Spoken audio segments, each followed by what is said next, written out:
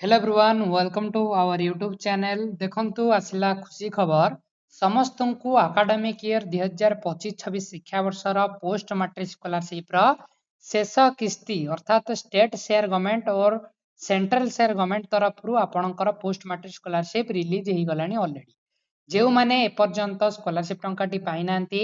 केउ तारीख रे आपण एग्जैक्ट तारीख रे स्कॉलरशिप टंकाटी पाइबे और आपणकर स्टेटस रे कोन शो हेउची डिटेल्स रे वीडियो रे आलोचना करबा वीडियो को शेष पर्यंत देखंतु जदि आपनको स्कॉलरशिप अमाउंट मिली न थाए पर्यंत ओके स्टेट शेयर हो कि सेंट्रल शेयर देखंतु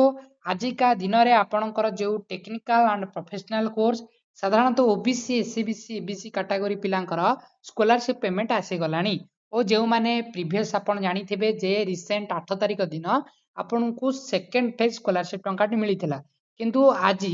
11/7/2026 तारिख दिन आपनको स्टेट गवर्नमेंट तरफ शेष किस्ती जोटा समस्त को स्कॉलरशिप टंकाटी मिली जाइए केउ मानकु मिली नहीं पर्यंत कौन करने को पड़ो केउ तारीख रे आपको अपेक्षा करिबो पड़िबो डिटेल्स रे वीडियो आलोचना करबा देखंतु dear customer payment 13,669 credited to account number 11/7/2026 तारीख दिन ये गोटे पिलांकर आसीने अनेकांश पिलांकर आसीती ये मध्य स्टेटस देखंतु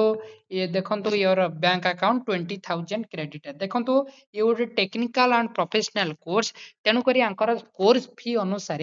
ग्रुपिज्म अनुसार आंकु स्कॉलरशिप पेमेंट मिली जाइए आपण जानिथिबे जे आमे आगुरु कहिथिलु आपणकर कैटेगरी आ कोर्स अनुसार स्कॉलरशिप टंकाटी मिलता है ओवरऑल पिलांकु मिली गलानी और जे मानकु एपर्यंत मिली नहीं साधारणतः payment processed sanction by approve authority status जो मानकर साधारणतः शो हेउची देन आपणकर पेमेंट ऑलरेडी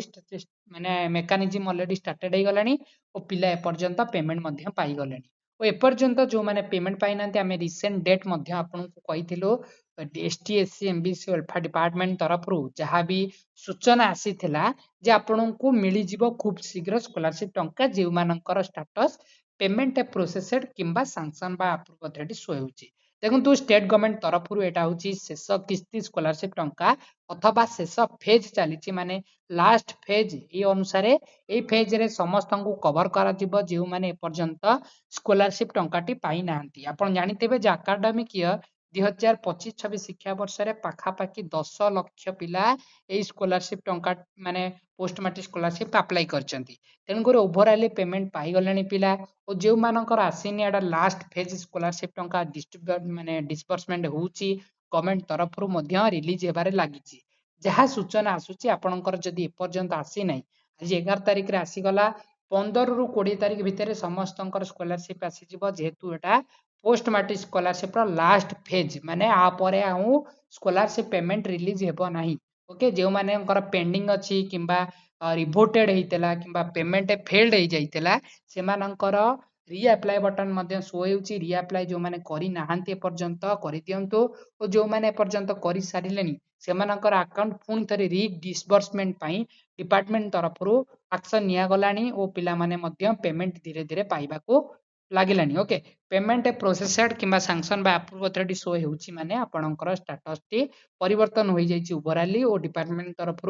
अप्रूवाल हो जाइए देन आपणकर पेमेंट खूब शीघ्र आसवाक जाउची और मैक्सिमम पिलांकर जो मानकर पेमेंट आसीची आमु कमेंट माध्यम इनफॉरमेशन दियंतु और तथागत आपणकर सेकंड फेज स्कॉलरशिप जो माने पर्यंत पाई नांती आपणकर मध्य खूब शीघ्र रिलीज हेबारे लागिचे जेहेतु एकेडमिक ईयर 2025-26 शिक्षा वर्ष खूब शीघ्र ऑलरेडी सरी गलानी ओवरऑली और 26-27 खूब शीघ्र स्टार्टेड हो जाउची 2026-27 रे जो माने रिन्यूअल करिवे किबा फ्रेश बाबा अप्लाई करिवे तेनुकरी এই ସ୍କଲାରସିପଟି ଆପଣଙ୍କର ଲାଷ୍ଟ କିସ୍ତି